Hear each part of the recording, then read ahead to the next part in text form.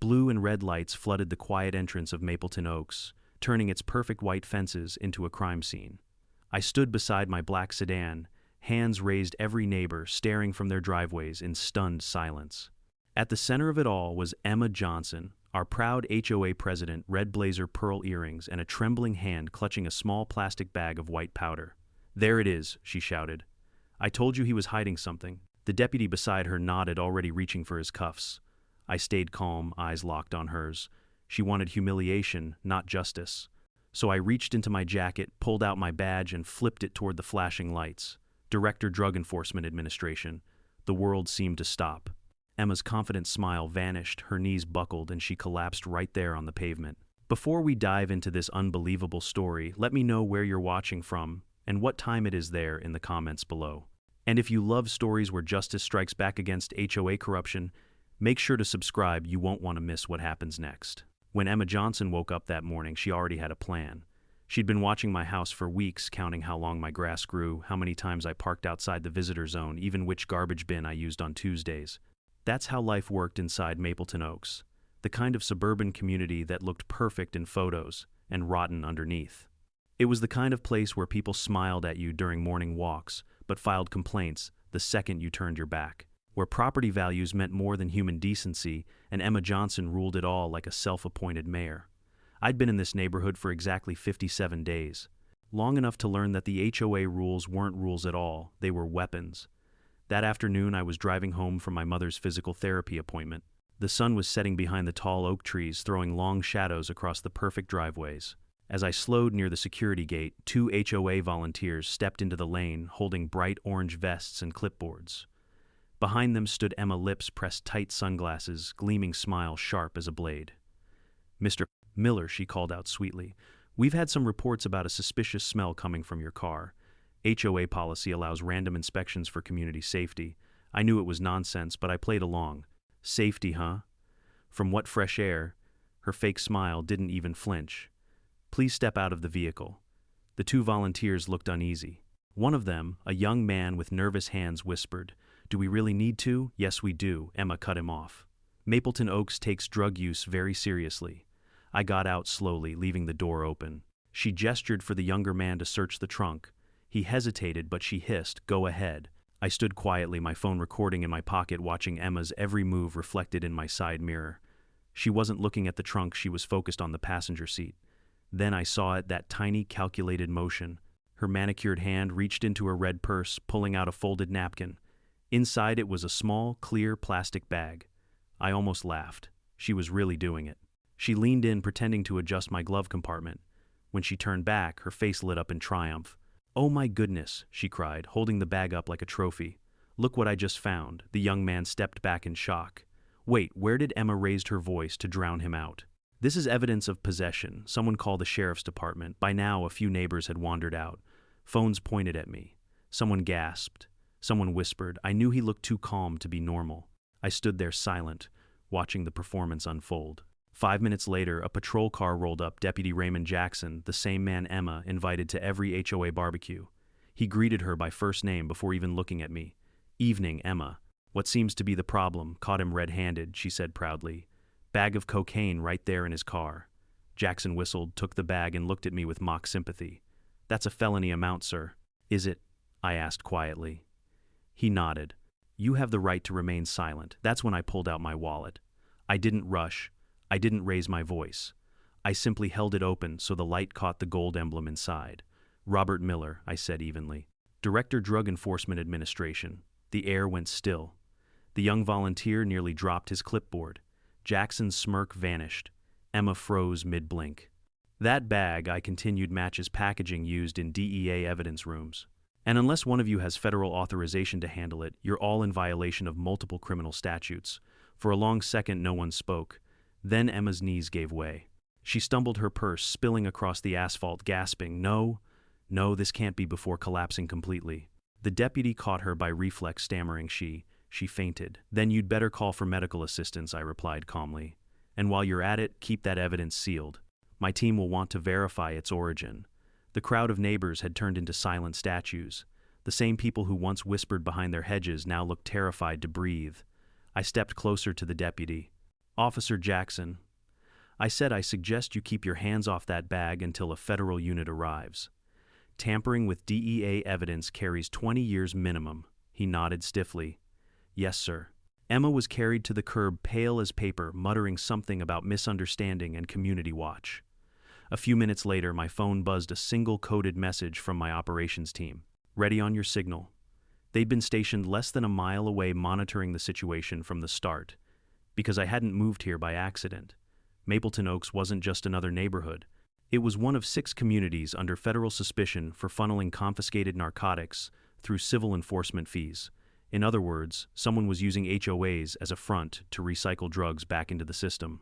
I had come here undercover under the name Robert Miller to confirm it, and thanks to Emma Johnson's arrogance, I had all the proof I needed. As the ambulance pulled up, the flashing lights washed over the spotless lawns, perfect little boxes hiding rot beneath the soil. I gave the signal. Within minutes, 2 unmarked SUVs turned the corner. My agents stepped out, badges ready.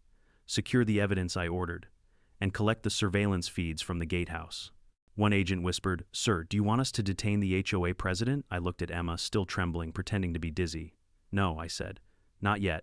Let her think she's still in control. People like her always talk when they believe they can still win. The deputy swallowed hard. Director? You mean this is federal now? It's been federal since the moment she touched that bag, I answered. You might want to call your supervisor. He didn't move. I turned to him again. Now deputy. The bystanders started whispering nervously. One neighbor muttered, I told you that HOA was going too far. Another whispered, they framed others before too. It was spreading. The truth always does once fear changes sides. As the paramedics loaded Emma into the ambulance, she caught my gaze. Her lips moved silently, but I could read it. You'll regret this. I gave a small smile. We'll see. When the ambulance drove away, I stood alone under the flashing lights. The evidence bag was sealed, labeled, and logged. The neighborhood had gone dead silent. Even the crickets seemed to hold their breath. In one evening, the self-proclaimed queen of Mapleton Oaks had fallen, and the walls of her perfect kingdom were about to crack wide open. But I knew better than to celebrate. Because in every case like this, the real danger starts after the first arrest. And I could already feel it. The eyes watching me from behind drawn curtains, the whispers forming in group chats, the silent engines idling on nearby streets. Emma Johnson wasn't working alone. And tonight had just lit the fuse that would burn through the entire HOA. The next morning, Mapleton Oaks looked like nothing had happened. The lawns were freshly watered, the mailboxes gleamed in the sun, and the sound of sprinklers replaced the echo of sirens from the night before. But beneath the perfect suburban calm, I could feel it, the quiet panic spreading behind closed doors. When I stepped outside to collect my mail, curtains twitched. Neighbors who used to wave now turned away. Someone had taped a note to my mailbox. We don't want trouble here. Leave. Trouble, I almost laughed. Trouble was already here, they just didn't know how deep it went.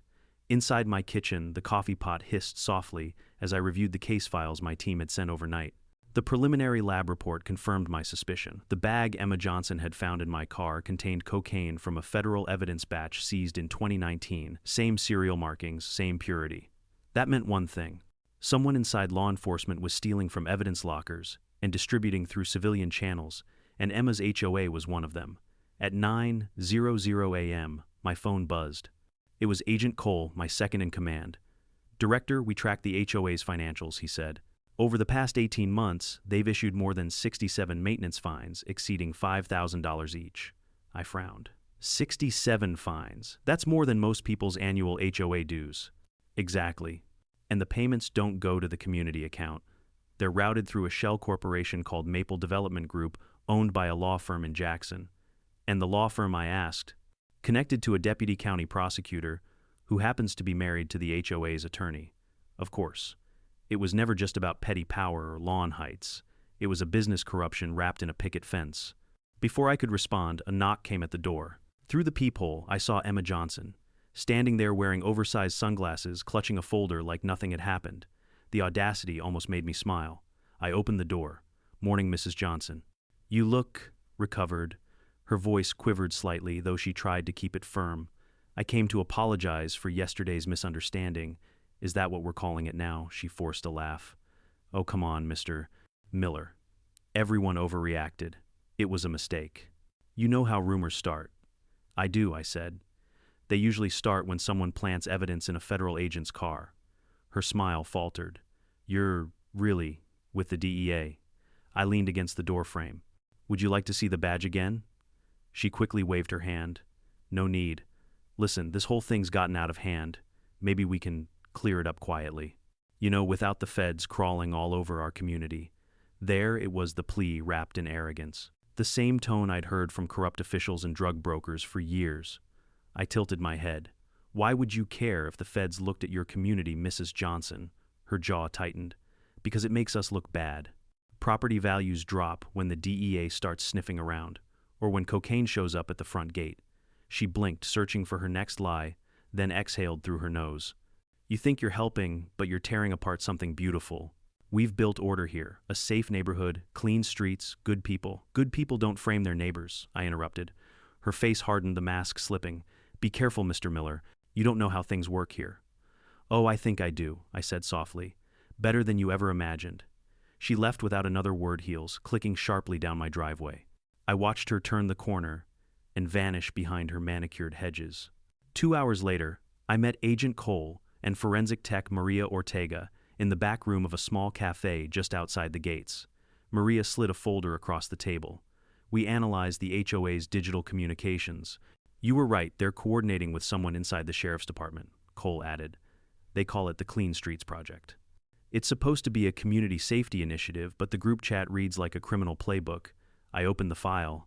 Dozens of messages, photos of vehicles, addresses of problem homeowners, and phrases like target locked, seed drop successful, and case closed. Seeds, I muttered. They call the planted bags seeds.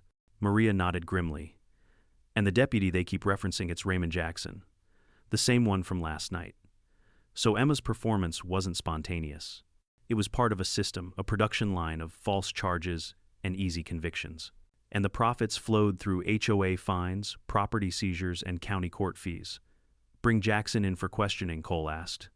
Not yet, I said. Let's follow the money first. People like him panic when their accounts start freezing. That evening, I drove through Mapleton Oaks again. The sun dipped low golden light catching on the windows. Kids played basketball, sprinklers ticked rhythmically, but the peace felt artificial, like a movie set. As I turned down Sycamore Drive, a black SUV idled at the corner. No license plate tinted windows. It didn't move as I passed, but I could feel eyes on me. By the time I reached my driveway, the SUV was gone. Inside, my landline rang an anonymous call. A distorted male voice spoke. Back off, director. This isn't your jurisdiction. You want peace. Leave the neighborhood alone. Then the line went dead. I stared at the silent receiver for a long moment, then smiled faintly. They were scared. Good. I pulled up the gatehouse footage from the previous night. The system had 6 cameras.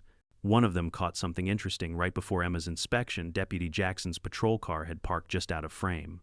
He'd handed her something through the window, a small napkin-shaped packet. Evidence exchange. I forwarded it to my team with one message. Issue the federal subpoena. We're pulling their communications. Later that night, while reviewing more financial data, I received an email from a hidden sender. The subject line read, "You don't understand what you're dealing with." Attached was a photo, grainy but clear enough. It was my car parked outside the cafe earlier that day. Someone had drawn a red X over it. The message below was short, "You're next." I locked the doors, checked the perimeter cameras, and sat in silence for a while.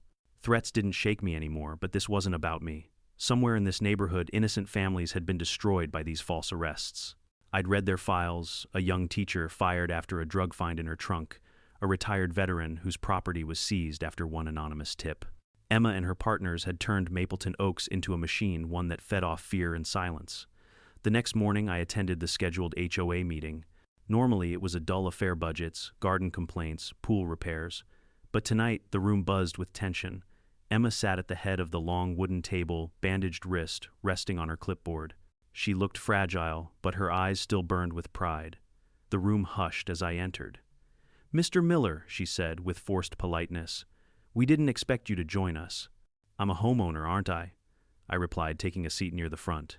I figured I should hear what my HOA fees are funding. A few members exchanged nervous glances. Emma adjusted her glasses. "We're discussing community safety. Some residents have expressed concern about recent events." "Ah, I said you mean the part where your HOA planted cocaine in a resident's car."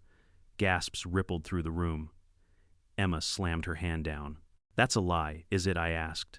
I slid a photo onto the table, the still frame from the gate camera showing her hand reaching into my car. She froze. Her mouth opened, closed, then opened again. That's not fake, I finished for her. Because the timestamp says otherwise. And so does the patrol log showing Deputy Jackson's car delivering the package 2 minutes earlier. Her eyes darted wildly toward the other members. "You think you can destroy everything I built?" I leaned forward. "You did that yourself." For a full minute the room was silent, except for the whir of the ceiling fan. Then one board member, a gray-haired man, stood. "Emma, is it true?" She didn't answer. I gathered my folder and stood up. "This meeting is now under federal investigation. Every document, every transaction from your HOA accounts to your private group messages will be audited." As I turned to leave, Emma whispered behind me, almost too soft to hear, "You have no idea how deep this goes." I paused at the door. "You're right," I said, "but I'm about to find out." By the third day, the neighborhood had gone eerily quiet. No kids playing on the sidewalks, no dog walkers chatting under the oaks, just blinds half drawn and driveways swept spotless as if Mapleton Oaks itself were trying to erase its guilt. I'd seen that silence before. It was the sound of a community realizing its queen had cracks in her crown. At dawn, I drove past the HOA office, a small stucco building behind the tennis courts. The closed for maintenance sign hung crooked on the door, but a light glowed inside. Through the tinted glass, I caught a glimpse of Karen, Emma's closest ally, the HOA treasurer, hunched over a printer feeding in stacks of old invoices, probably erasing, rewriting, sanitizing. I parked 2 houses down, opened my laptop, and logged into the remote warrant system. Within minutes, my agents confirmed they'd intercepted outgoing data transfers from that very building, files renamed, compressed, and sent to an encrypted cloud. The attempt screamed panic. "Let them keep uploading," I told Agent Cole over the phone. "The more they try to hide, the more metadata we'll collect." By mid-morning, I paid a visit to a man named Henry Webb, one of the longest-standing residents. He lived at the edge of the cul-de-sac in a house, half hidden by magnolia trees. His lawn was immaculate, too immaculate, the kind that smelled of quiet fear. When I knocked, he opened the door only halfway. "You the one who embarrassed Emma?" he asked bluntly. "Depends on who's telling the story," I said. "Mind if I ask a few questions?" He hesitated, then let me in. The air inside smelled of old coffee and anxiety. Piles of letters sat unopened on his dining table, all stamped with the HOA's seal. "Those all fines?" I asked. "Every damn one of them," Henry muttered. "Started with a crack in my driveway. Then paint on the shutters. Then a noise complaint because my grandson played drums." He pointed to the newest letter, trembling slightly. "Last month they said they'd place a lien on my house if I didn't pay." "How much do they claim you owe?" $17,000. $17,000 more than a year's worth of dues. I leafed through a few envelopes. Each fine had been signed by Emma Johnson herself with identical handwriting and identical justifications. At the bottom of every notice was a new clause. "Failure to comply will result in community forfeiture proceedings under Section 12C. I looked at Henry. "Did they ever take anyone's property before?" He nodded grimly. "The Thompsons. Nice young couple moved here last year. HOA said they missed 2 payments. Sheriff's office seized their house a week later. They never came back." That name hit me. I'd seen it in one of the DEA files. Jamal and Nicole Thompson, both arrested on possession charges 2 months ago. The evidence bag in their case, same batch number as the one planted in my car. It all fit together now. "Henry," I said quietly, "what if I told you this isn't about paint or grass height, that the HOA's been running an illegal forfeiture racket?" He laughed bitterly. "Son, I've been saying that for years. No one listened." At noon, I met Agent Ortega behind the community pool neutral ground hidden from cameras. She handed me a tablet showing fresh data from the financial task force. "Here," she said. "Every fine over $2,000 was funneled through a maintenance subcontractor. But that company doesn't exist. Its bank account is controlled by someone named E.J. Holdings." "Emma Johnson," I said. "Exactly. But it gets worse. E.J. Holdings wired 30% of its income to another account registered to Deputy Raymond Jackson. So, that's how they split the profits HOA fines laundered as maintenance fees paid to a shell company kicked back to the deputy who provided the planted evidence. It was a full-circle machine, local corruption disguised as neighborhood discipline. Ortega lowered her voice. "We also found a pattern. Every seized property was resold within 3 weeks to the same real estate broker, and all sales closed through the same notary public. They were flipping confiscated homes for profit, My jaw tightened. And the families, they ruined. She looked away. Most have criminal records now. Hard to fight back when your name's already dirty. I stared at the rippling blue water of the pool. It looked pure on the surface, just like this neighborhood. But poison doesn't always float. Time to cut off their money supply, I said. Freeze all HOA accounts and notify the county registrar, no property transfers without federal clearance. Ortega nodded. And Emma? Not yet. I want her to sweat first. That evening, the HOA board held a special session. They thought I didn't know, but my team had already tapped the clubhouse cameras. The feed came through crystal clear, Emma sitting at the head of the table flanked by Karen and the HOA attorney Paul Whitmore. On the screen behind them was a spreadsheet of names, homeowners, addresses, payment statuses, and color-coded notes. At the top of the file, priority list, Q3. Each name had one of three tags: green equals compliant, yellow equals monitor, red equals problem. My name, of course, was highlighted in red. Next to it a note: new target. Handle soon. Use code 9 if necessary. Cole, watching beside me, raised an eyebrow. Code 9, I scrolled down. The legend read evidence placement with sheriff authorization. So there it was in writing their secret language for planting drugs. I switched the feed's audio to live mode. Emma's voice came sharp and controlled. The DEA's looking into us. I need everyone to destroy anything connecting us to Jackson's department. Karen, purge the financial logs. Paul, stall any subpoenas. The lawyer frowned. Emma, that's obstruction, she snapped. It's survival. Karen whispered nervously. What about Miller? He's dangerous.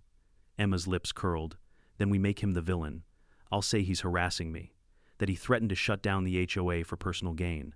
People will believe me, they always do. Her arrogance was almost impressive. Almost. I closed the laptop and leaned back. That's enough, I said. We've got everything we need. Cole grinned. You want me to get the warrants ready? Not yet, I said. Tomorrow morning we let her think she still runs this neighborhood. Tomorrow night we take it all. But Mapleton Oaks wasn't done showing its teeth. Around midnight my motion sensors triggered. I checked the exterior cameras, two figures in dark hoodies moving near my garage. They weren't amateurs. They avoided direct light, worked in pairs. I grabbed my sidearm and slipped out the back door. The humid air smelled of cut grass and gasoline. I moved quietly along the fence until I saw them near my car, one holding a crowbar, the other pouring something from a plastic jug. Gasoline. They were about to torch the car, destroy evidence, maybe scare me off. I raised my voice calm but firm. Step away from the vehicle. Both froze. One dropped the jug, the other spun toward me with a flashlight, and that's when I saw the patch on his sleeve, Mapleton Oaks Security. So Emma had sent her own guards. They panicked, bolting toward the alley, but before they could escape, two unmarked black SUVs roared around the corner, my backup team. Floodlights flared and the men hit the ground instantly. Cole stepped out, gun drawn, caught them red-handed director. Bag them, I said. We'll see what they know in the morning. As agents cuffed the intruders, I walked up to my car. The gasoline fumes stung my nose. On the windshield, smeared in red spray paint, were three words: stop digging now. I stared at the message for a long moment, then smiled coldly. Oh, I'm just getting started. Back inside, I cleaned my hands, poured a cup of black coffee, and sat at my desk. The neighborhood outside was quiet again, too quiet, like a snake coiled in grass. Tomorrow, Emma would wake up thinking she'd dodged another bullet. She'd call her lawyer draft another lie, maybe even smile for the local news. But by sundown, every secret she'd buried under Mapleton Oaks was going to surface. Because in this neighborhood, perfection was just the prettiest disguise for corruption. And I was done watching from behind the curtain. Sunrise crept over Mapleton Oaks like nothing had happened. The dew sparkled on the manicured lawns, the fountain at the entrance gurgled cheerfully, and the smell of fresh mulch covered up the stench of gasoline that had lingered from the night before. But the neighborhood didn't fool me anymore. Every perfect hedge was a hiding place. Every smiling neighbor was a potential accomplice. By 7 a.m., I was already in motion. My team had spent the night interrogating the two captured security guards. Both cracked faster than I expected. One of them, a man named Tyler Crane, admitted that Emma had paid them $2,000 each to scare the new guy off. They didn't know I was with the DEA. She had told them I was some journalist trying to expose her HOA. Cole handed me the written statements. They claimed she told them to torch your car, director. Said she'd handle the rest afterward. I nodded, sipping black coffee. That's attempted arson, witness tampering, and obstruction, and we'll get her on all three. But we still need her money trail airtight. Already ahead of you, Cole said, sliding another folder across the table. We got a court order to unseal EJ Holdings' financial records. Guess who co-signed one of the accounts? I opened the file and frowned. Deputy Raymond Jackson. And here's the kicker, Cole continued. Jackson wired $50,000 to Emma's personal account 2 days before she planted the drugs in your car, labeled it as a consulting fee. I leaned back in my chair. Consulting for what corruption? At 9 a.m., we received another call, this time from the county courthouse clerk. The HOA's attorney, Paul Whitmore, had filed a civil complaint against me for slander, harassment, and property damage. I couldn't help but laugh. She's suing a federal agent while under investigation for felony obstruction, Cole smirked. Arrogant or desperate, both, I said. And desperation makes people sloppy. It was time to turn the game around.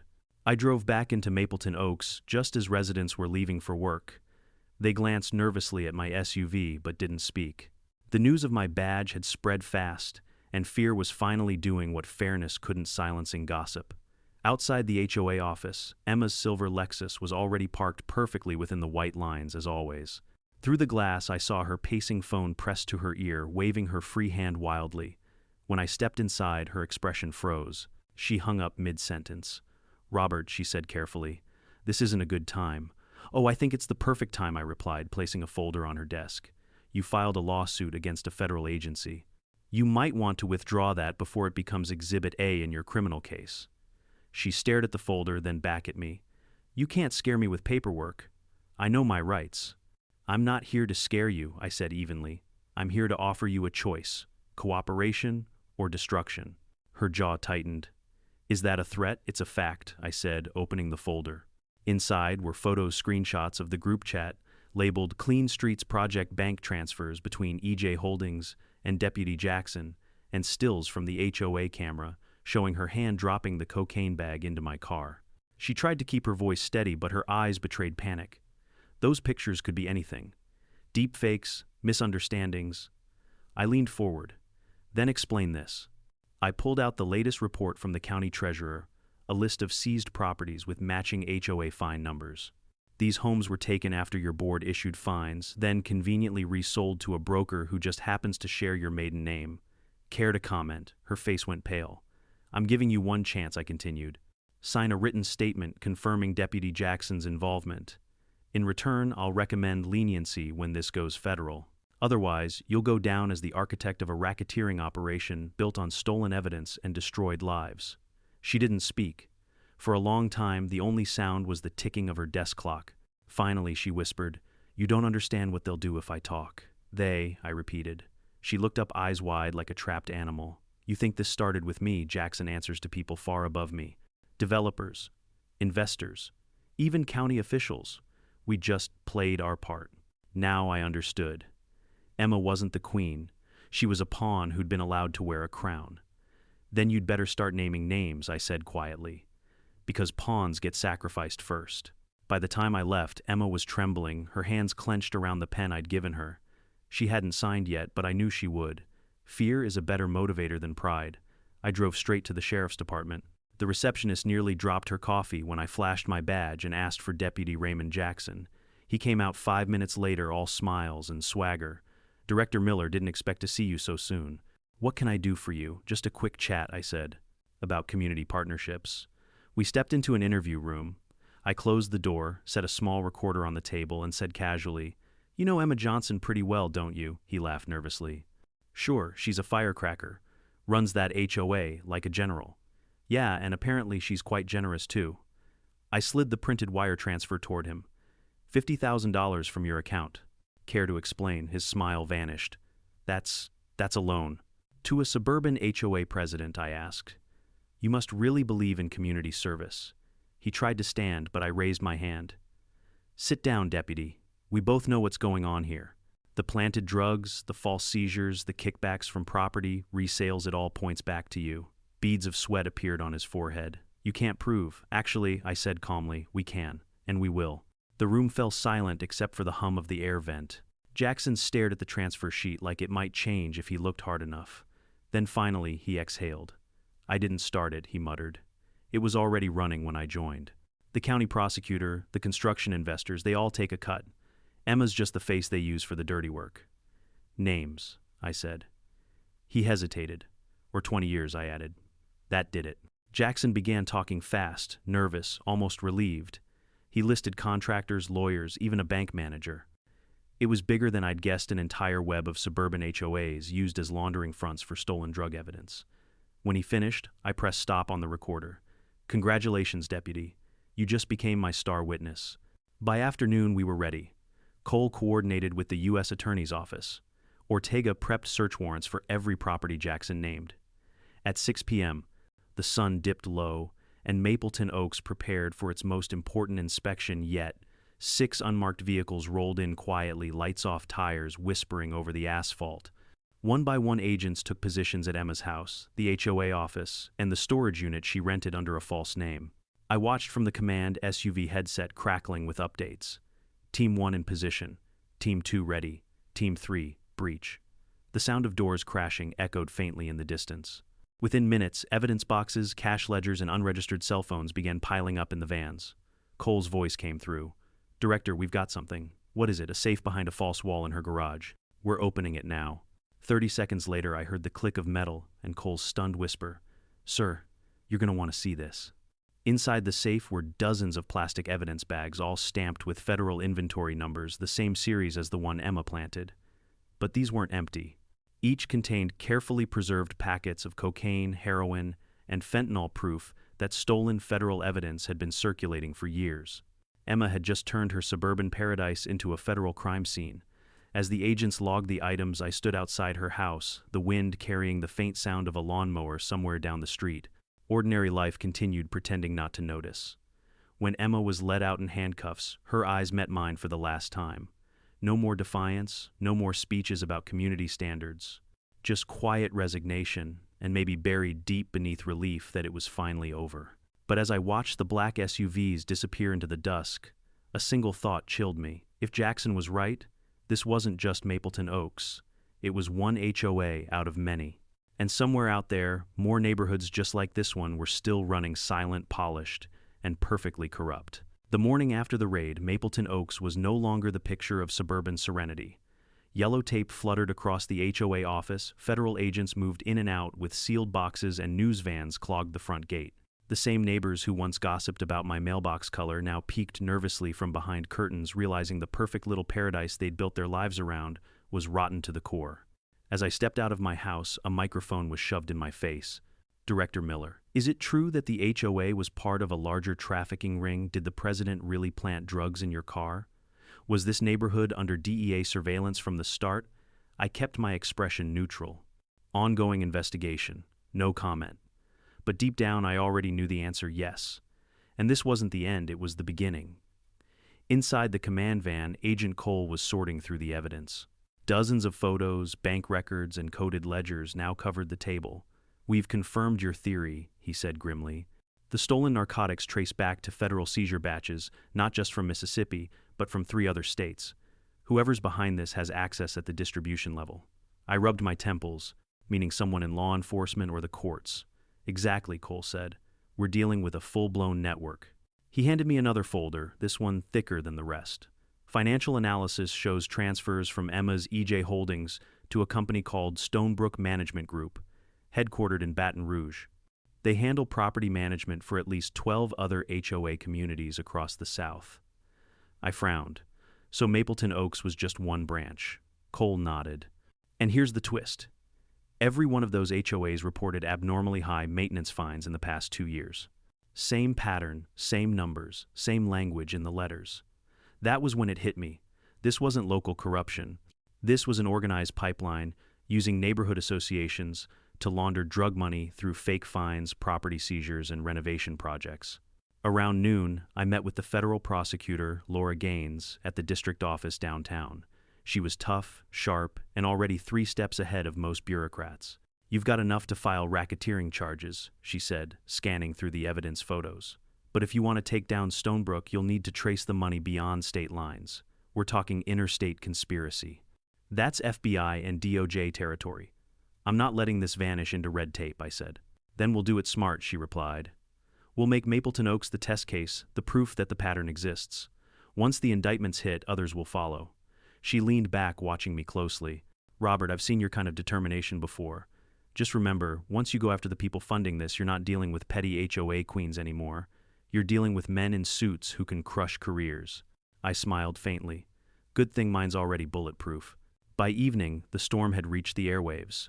Every news station, from Jackson to New Orleans, ran the same headline: DEA uncovers massive HOA drug laundering ring. Commentators debated whether suburban boards had become mini-governments abusing unchecked power. One headline screamed, "The HOA from hell how a neighborhood tried to frame a federal agent." In less than 24 hours, Mapleton Oaks went from pristine suburb to national scandal. I watched the coverage quietly from my living room. My coffee had gone cold, but my mind raced. Because amid all the noise, one small detail from Cole's report kept nagging me: a single payment, $1.2 million wired from Stonebrook Management to a shell company registered in D.C. under the name Fairmont Consulting Group. That name rang a bell. I opened an old database, the DEA's internal audit log. Fairmont Consulting had been awarded a federal subcontract 3 years ago providing evidence storage security systems, which meant the same company responsible for protecting seized narcotics was also laundering the money made from selling them. I felt my pulse quicken. "They're using government contracts to hide it," I whispered. Before I could dig deeper, my phone buzzed a restricted number. "Director Miller," a calm, low voice said. "You've been busy." Who is this? Someone who prefers the system to stay undisturbed. "You've done enough. Walk away and you'll retire comfortably. Keep going and you won't make it to next week." The line clicked dead. I stared at the silent phone jaw tightening. Threats again, but this one felt different, calculated, cold. The next morning I received a visitor. A young woman stood on my porch, mid-20s, dark blazer, nervous eyes. "Mr. Miller, I used to work for Fairmont Consulting," she said softly. "My name's Rachel Pierce. I need to talk." I ushered her inside, poured her coffee, and let her speak. Her voice trembled at first, then steadied as the words poured out. "They made me falsify audits," she said. "Fairmont's evidence systems weren't designed to secure narcotics, they were designed to track them. Every time drugs were logged for destruction, the system diverted a small portion back into private storage. They called it overflow retention." "How long has this been happening?" "Years," she whispered. "They rotate shipments between regional facilities, so no one notices shortages. And the distribution happens through community safety partnerships like Mapleton Oaks. So the HOA fines were just the front. Yes, each neighborhood gets funding for security improvements, but the money comes from selling confiscated narcotics back onto the street through trusted intermediaries, sheriffs, county clerks, local boards." She looked at me desperately. "I didn't know who else to trust. I saw your story on the news. I know you're not like them."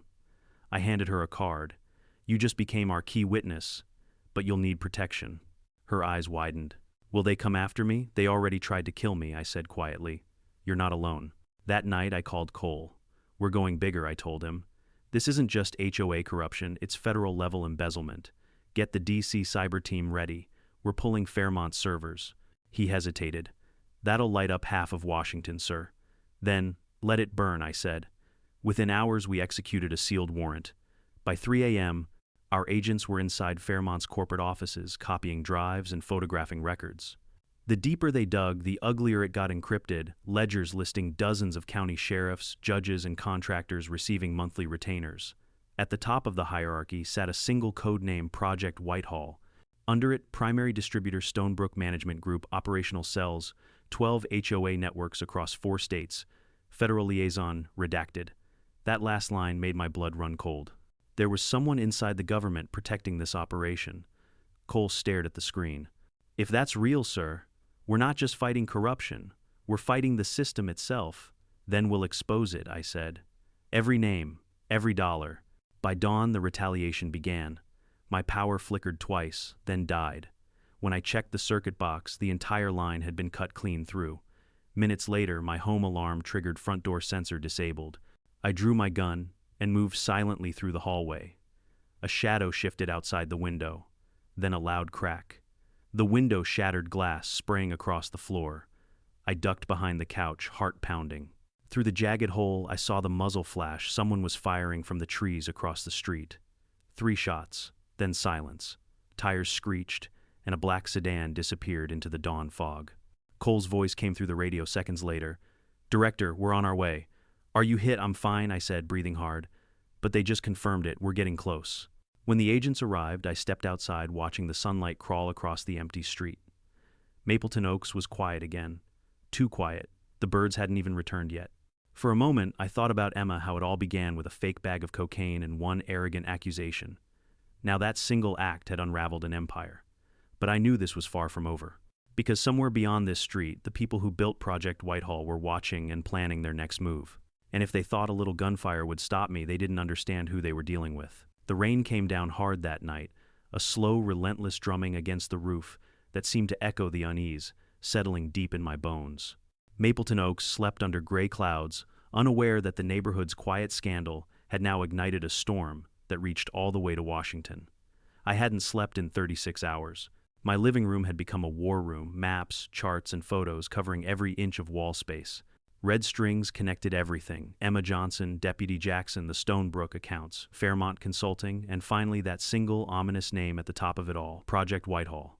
Agent Cole entered quietly, holding 2 coffees. He looked tired but alert. "Sir D.C. confirmed your suspicion," he said, placing a folder on the table. Fairmont's primary contract was authorized by the Department of Justice's Asset Forfeiture Division. I frowned. "You're saying this operation wasn't just overlooked? It was funded," Cole nodded grimly. "And the signatory for the authorization was a man named Harold Westfield." The name hit me like ice water. Westfield, former DEA deputy administrator. My old mentor. The man who had once told me, "Justice doesn't die in the dark, Robert. It dies when the people who see the light look away." I stared at the folder. "He taught me half of what I know." "Then he's teaching you the other half now," Cole said quietly. "The part where corruption wears a federal badge." By morning, we were airborne in unmarked Gulfstream, bound for D.C., carrying digital backups of every file Rachel Pierce had helped us decrypt. She sat 2 rows behind me, pale but resolute. She hadn't said a word since boarding, clutching her laptop like a life vest. Halfway through the flight, turbulence shook the cabin. My phone buzzed an encrypted message from an unknown number: "Stop the leak, or you won't land." I glanced toward the cockpit. The pilot looked calm, unaware. I leaned forward. "Cole, get eyes on the flight path."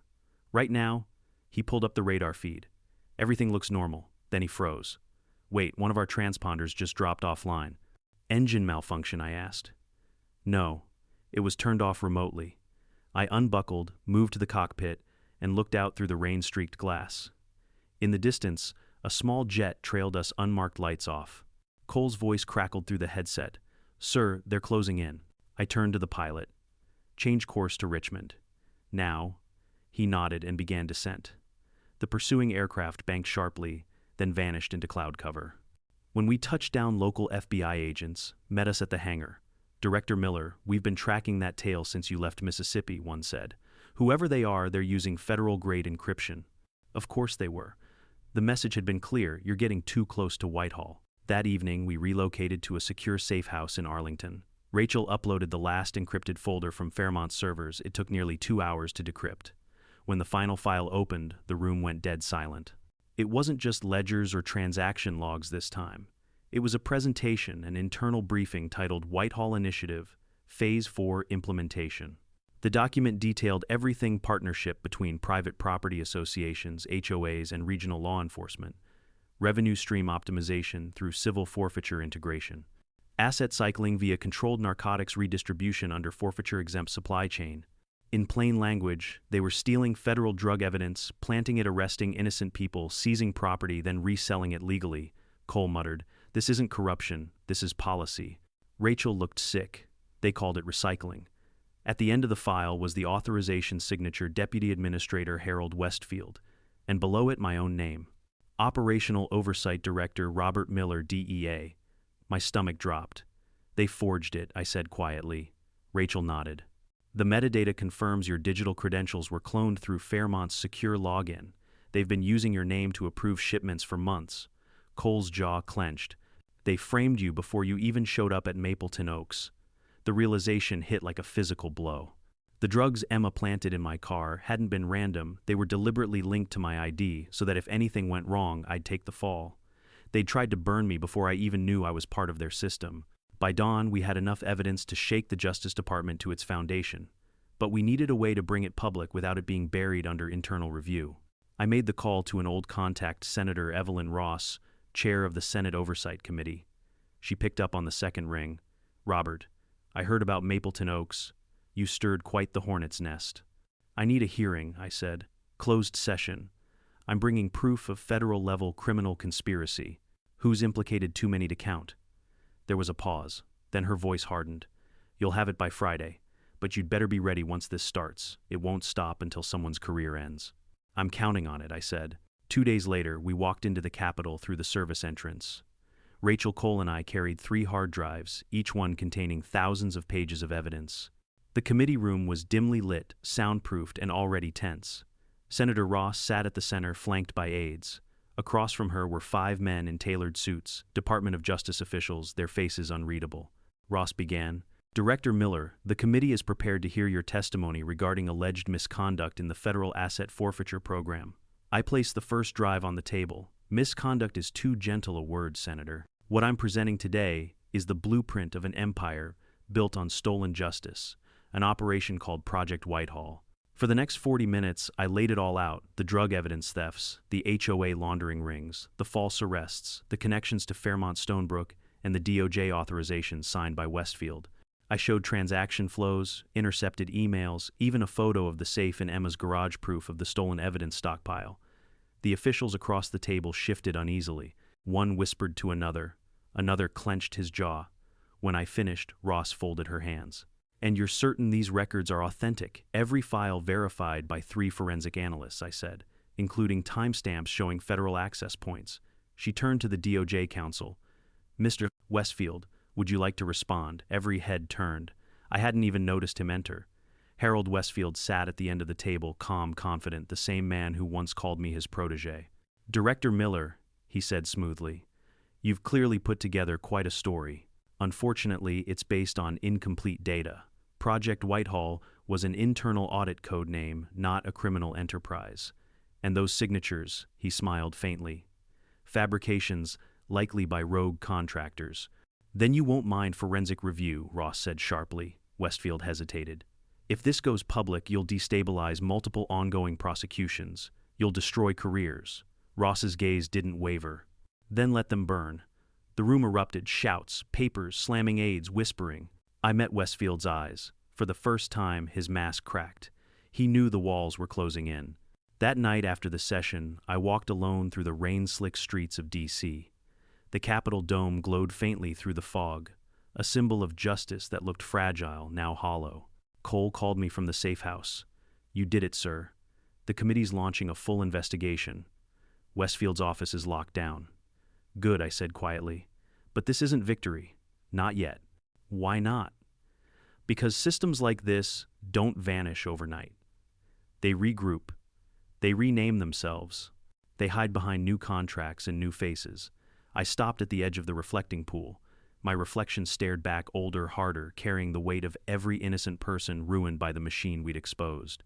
Rachel's voice came faintly over the line.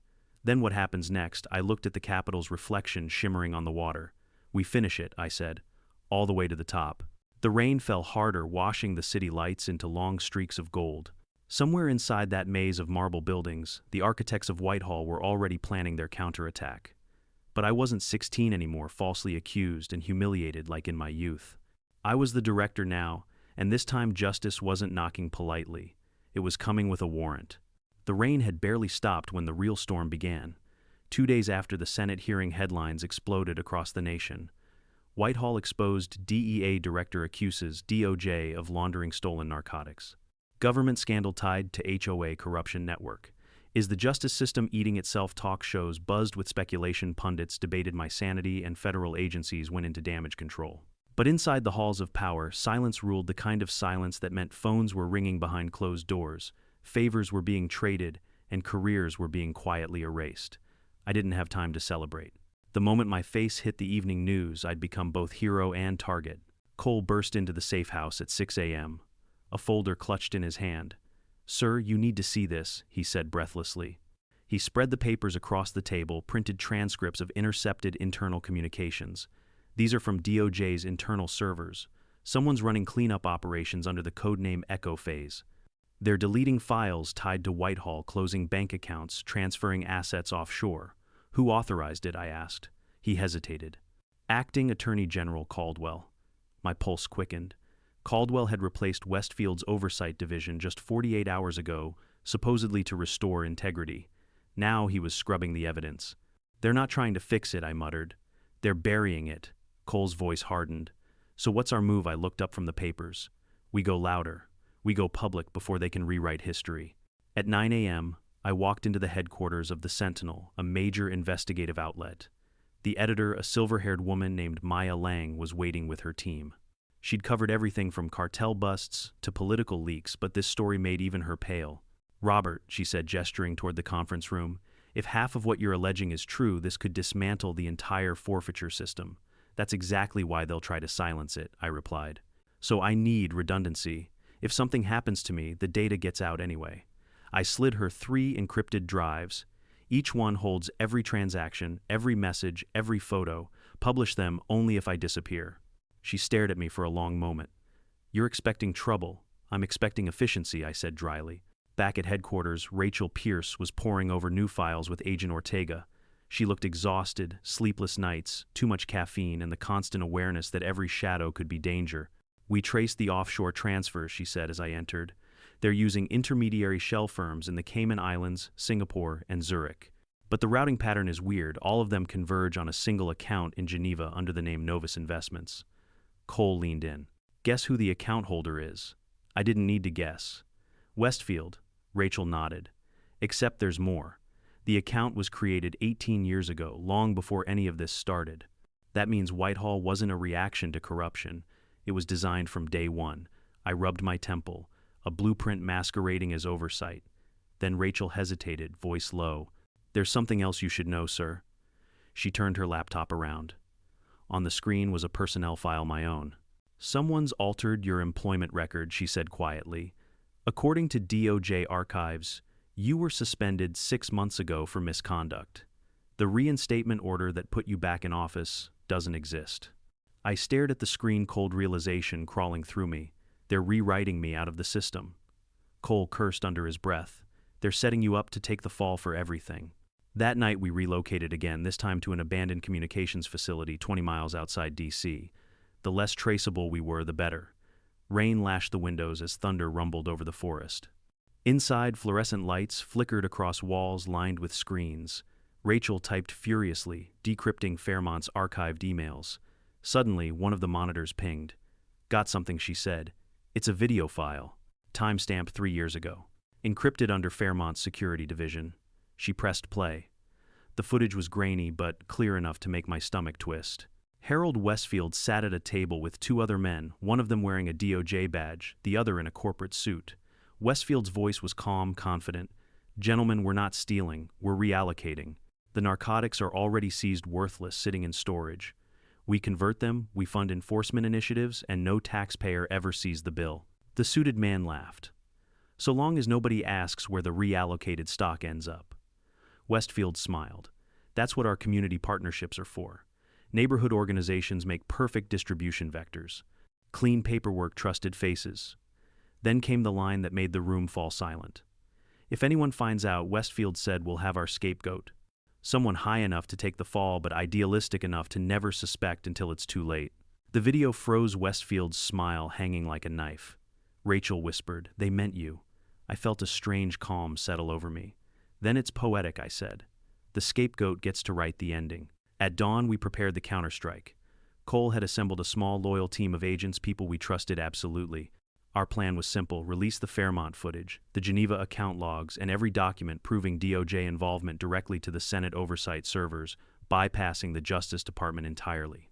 But as the uploads began, alarms triggered across our network. Rachel's eyes widened.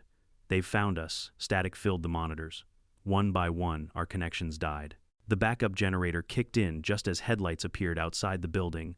Unmarked SUVs blacked out, moving fast. Contact east approach, Ortega shouted. Cole grabbed his weapon, took position near the entrance. Rachel hit enter on her keyboard. Uploading partial package to external mirrors now. Gunfire shattered the front windows. The first round tore through the metal frame, followed by 3 more. Move, move, Cole yelled. I grabbed Rachel by the arm, dragging her behind cover. The upload bar crawled painfully, 63%, 71%, 82%. Another explosion rocked the side door. Tear gas filled the corridor. Cole fired back, covering us. They're trying to take it intact. I coughed through the smoke. They want the drives, Rachel screamed. 95%. A final burst of light filled the room, a flashbang. My ears rang, vision swimming. When I blinked the haze away, the monitors had gone dark. Cole pulled me toward the back exit. Upload finished. Let's go. We ran into the storm headlights cutting through the trees behind us. Rachel clutched the final backup drive to her chest. If they stop us now, at least the data's live. It's out there. Where did you send it? I shouted over the wind.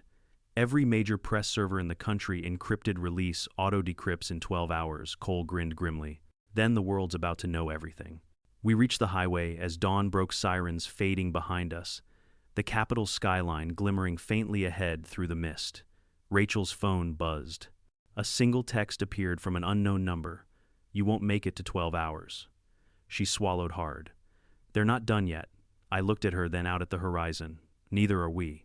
I knew once the files hit, the press chaos would erupt. Resignations, hearings, maybe even riots. But that was the price of truth. The system that tried to frame me, that used people like Emma Johnson as pawns, was about to crumble under its own weight. And this time, there would be no place left for its architects to hide, not behind HOA boards, not behind corporate contracts, not even behind federal seals. Because the moment the clock struck 12, Whitehall would no longer be a secret. And for the first time in years, justice wouldn't just knock, it would kick the damn door open. The sky over Washington was still gray when the world began to turn upside down. At precisely 6:00 a.m., 12 hours after Rachel's upload had gone live, the encrypted files from Fairmont Consulting began unlocking across global servers. Within minutes, news outlets, independent journalists, and government watchdogs had access to everything: the ledgers, the offshore transfers, the video of Westfield himself. The name Project Whitehall spread through headlines like wildfire. By 6:05 number, Whitehall Gate was trending worldwide.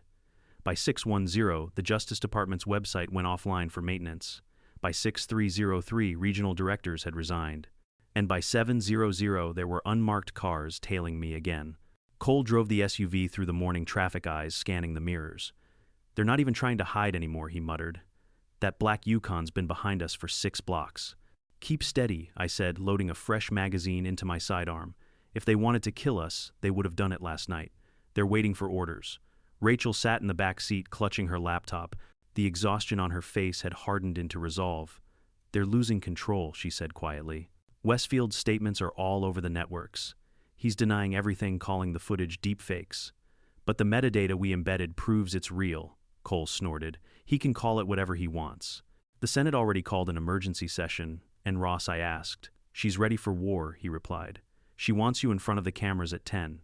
Good, I said. Let's end it where everyone can see. We arrived at the Capitol under tight security. The plaza was surrounded by reporters, protesters, and a line of black SUVs from various agencies.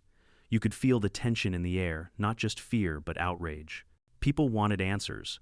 Inside, Senator Evelyn Ross was waiting for us in a restricted conference room. You've started a political earthquake, Robert, she said without preamble.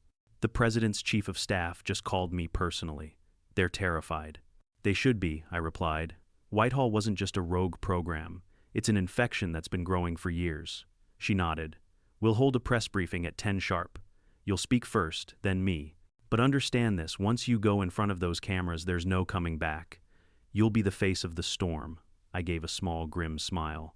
Better than being its scapegoat. At 9:30, the final confirmation came, and the Senate Oversight Committee had issued formal subpoenas to the Department of Justice, Fairmont Consulting, and Stonebrook Management Group. Westfield himself had been placed on administrative leave, though we all knew what that really meant. He was running. Cole checked his earpiece. We've got unconfirmed reports of a private jet leaving Dulles under his alias. Destination unknown. Let him run, I said. The truth travels faster. 10 o'clock.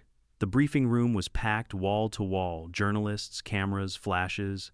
The air buzzed with a mix of adrenaline and disbelief. Senator Ross stood at the podium. Her voice, calm yet sharp, cut through the noise.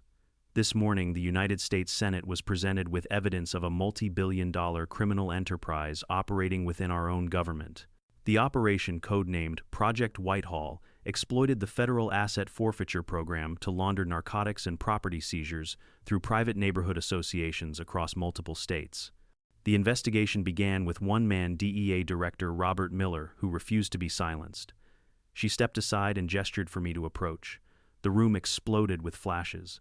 I took a slow breath, the microphone picking up the sound of it. 3 months ago, I moved into a quiet suburban neighborhood called Mapleton Oaks. I thought I was just another homeowner. I was wrong. The audience listened in stunned silence as I walked them through everything: Emma Johnson's planted cocaine, the fake fines, the hidden safe, the connection to Fairmont and Stonebrook, the offshore accounts, and finally the video. Every word felt heavier than the last, but with each sentence the fog lifted a little more. I stand here today not as an official defending his agency, I said finally, but as a citizen demanding that justice be more than a slogan. Because if our own system can weaponize the law to steal from the innocent, then no one in this country is truly safe.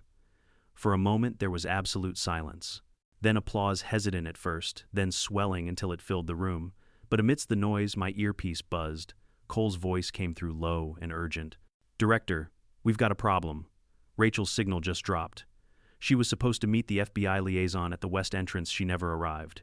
My chest tightened. "Trace her GPS." "Already did," he said.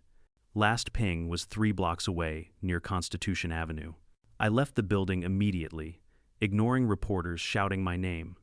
Cole met me at the curb, jumping into the SUV.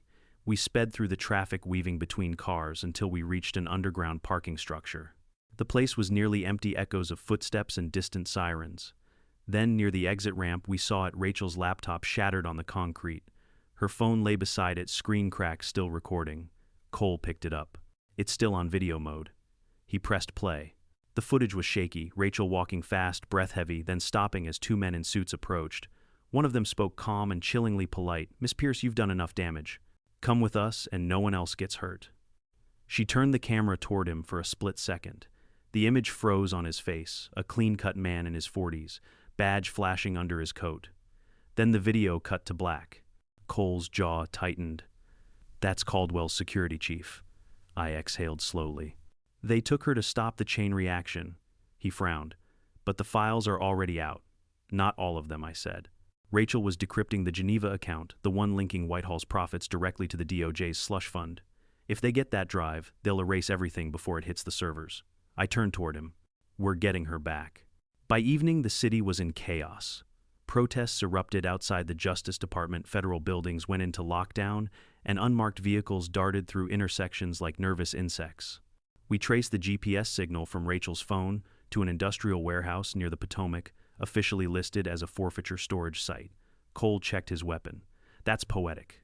Let's finish it," I said. We entered through the side-loading dock, moving quietly through the shadows. Inside, rows of crates stretched to the ceiling, each marked property of DOJ Evidence Division. At the far end of the hall, a small office glowed with light. Through the window, I saw Rachel tied to a chair guarded by 2 men. And standing over her was Caldwell himself. He was calm, methodical, dressed in a perfectly pressed suit. "I warned you people," he said, his voice echoing faintly through the glass. "Transparency is chaos. The public doesn't want truth. They want the illusion of control." Rachel spat back. "You stole that control years ago." He smiled. "That's why we're erasing you." Before he could move another inch, I kicked open the door. "Step away from her," I said, gun raised. Caldwell turned slowly, unfazed. "Director Miller, you're out of your jurisdiction." "I'm exactly where I belong," I said, "cleaning up what you built." His guards moved first. 2 quick shots echoed. Cole dropped one, I clipped the other. The warehouse filled with smoke and shouting. Rachel ducked behind the desk as I fired again, glass shattering around us. Caldwell bolted for the rear exit, briefcase in hand. Cole chased after him, but the man was fast, faster than I expected. By the time we reached the door, he was gone into the river fog. Rachel coughed, clutching the recovered drive. "It's all here," she gasped. "The Geneva transfers, the signatures, everything." I helped her to her feet. "Then let's make sure it never disappears again." That night, under heavy escort, we uploaded the final drive to multiple independent archives. Every outlet, every oversight server, every encrypted public mirror. The last missing link of Whitehall was finally out of reach of those who tried to bury it. When it was done, Rachel leaned back in her chair, tears glinting under the computer's blue light. "It's over," she whispered. I shook my head. No, it's begun. Because exposing corruption doesn't destroy it. It just drags it into the light, and light has a way of showing how much darkness still remains. Outside, the Capitol dome shone faintly through the fog, scarred but still standing. And as the sun rose over Washington, I realized something simple but terrifying. Whitehall wasn't a building or a project or even a conspiracy. It was a habit. And breaking it would take far more than one man, one neighborhood, or one victory. But it would start here now, with the truth finally free.